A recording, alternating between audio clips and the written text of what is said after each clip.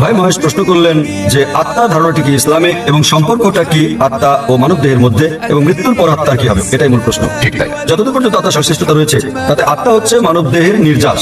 আল্লাহ সুবহানাহু ওয়া তাআলা কোরআনের সূরা আল ইমরান অধ্যায় নম্বর 3 আয়াত নম্বর 185 তে আল্লাহ তাআলা বলেন, কুল্লু নাফসিন যায়কাতুল মউত। প্রত্যেক আত্মাকে মৃত্যু স্বাদ গ্রহণ করতে হবে। এই আয়াতে ইহকাল হচ্ছে পরকালের জন্য পরীক্ষা।